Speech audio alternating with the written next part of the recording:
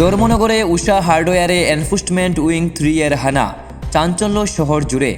ধর্মনগর শহরের প্রাণকেন্দ্র পুরাতন মোটরস্ট্যান্ড এলাকায় অবস্থিত সুনামধন্য ব্যবসা প্রতিষ্ঠান উষা হার্ডওয়্যারে হানা দিল চুরাইবাড়িস্থিত এনফোর্সমেন্ট উইং 3 জিএসটি দফতরের আধিকারিকরা।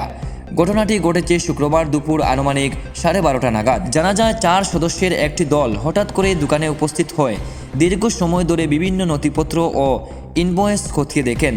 পাশাপাশি দোকানে মজুদ থাকা পণ্যের হিসাব নিকাশও পরীক্ষা করা হয়।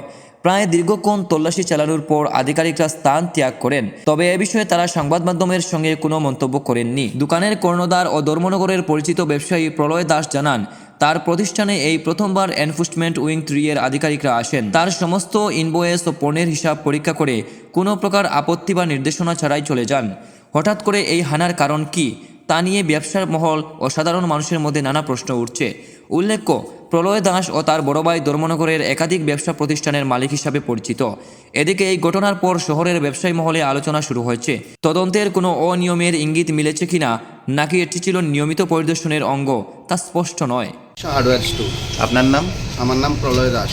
কারা এসেছিল এবং কেন এসেছিল? তারা চুরাইবাড়ি সেন্টার থেকে এসেছিল। তারা ওই আমার স্টক ভেরিফিকেশন করছে, ওই জায়গাটা দেখতে গেছে। কতজন এসেছিল, কি বলেছে? তিনজন এসেছিল।